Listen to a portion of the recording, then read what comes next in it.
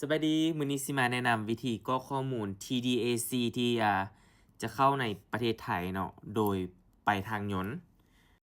ส่วนว่าเว็บที่จะเข้าไปกรอก TDAC นี่เขาจะแปะลิงก์ไว้ให้ต้นคลิปเลยเด้อทุกคน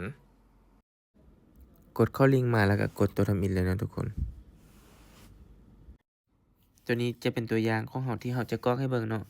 ตัวนี้ใส่ชื่อเราเพราะว่ามันใส่นามสกุลก่อนใส่นามสกุลตึ๊ดๆๆๆนะแล้วก็ใส่ชื่อก็ตึ๊ดๆๆๆแล้วหลังจากนั้นก็ใส่เลขพาสปอร์ตแล้วก็ตึ๊ดๆๆๆนี่แล้วก็ใส่ลาว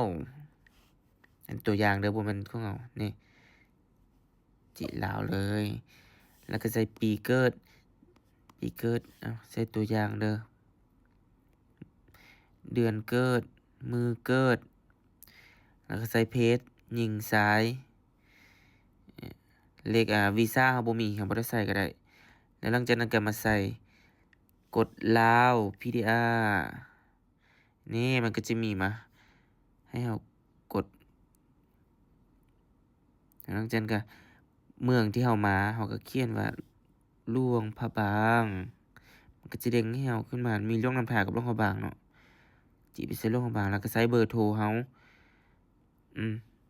ใส่เบอร์โทรเราแล้วก็หลังจากนั้นก็ continue เลยอ้าว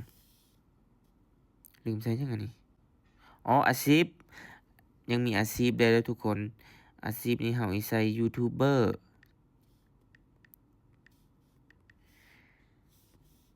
หลังจากนั้นก็ continue ไปแล้วก็มันจะมีมือที่เราจะเดินทาง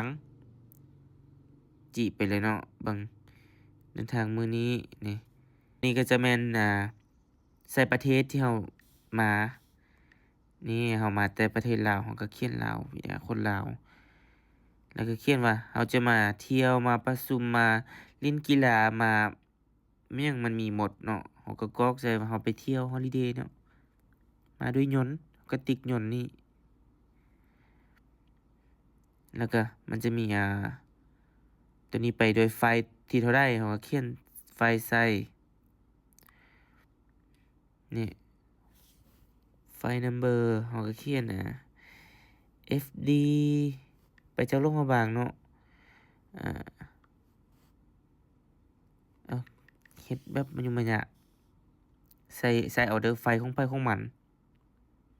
แล้วก็หลังจากนั้นก็เป็นจะเป็นมือกลับนี่จิตัวนี้แล้วก็ใส่วันที่กลับรถมันจะให้ใส่ปีก่อนเนาะปี2025แล้วก็เดือนใส่เดือน5แล้วก็วันที่16สิมาด้วยยนต์ก็ใส่ยนต์แล้วนี่ก็ใส่ด้วยไฟหยังอีกไฟกลับค่ากลับไฟที่เท่าไรเราก็ใส่ปึ๊บเอาตัวนี้ก็คันว่าเราไปมื้อเดียวกลับคือไปทางรถเนาะคันเราบ่พักใช้เราก็อันนี้ติ๊กตัวนี้ I don't stay in Thailand นี่แต่ว่าคันเราพักเราก็เขียนใส่โฮเทลที่โฮเทลแล้วมันก็จะมีชื่อโฮเทลให้เราใส่อ่ะใส่อยู่ไสนะจีรถจิมันยุ่งยากอันนี้ตัวอย่างของข้อยเด้อแต่ของพวกเจ้าสิไปเฮ็ดแนวใดก็ใส่ของพวกเจ้าอันนี้มันก็มีถนนใส่มายุ่งมายากแล้วก็ใส่ทับ12ใส่นี่หลังจากนั้นก็จิมาขั้นตอนที่3ขั้นตอนที่3นี่ก็คันเราไปคนเดียวเราก็เราก็พิมพ์ลาวคือเก่าตัวนี้นะตัวที่3นี่พิมพ์ลาวคือเก่าแล้วก็ใส่คันเราไปหลายคนเราก็พิมพ์กรอกข้อมูลชื่อของหมู่ที่เราไปนำคันเราไปคนเดียวก็กดพรีวิวได้เลยนี่แล้วมันก็จะให้เราเบิ่งว่าชื่อเมี่ยง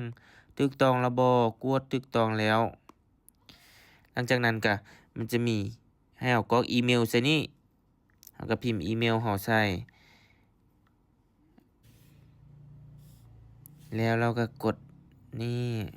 แล้วก็กด Agree ได้เลย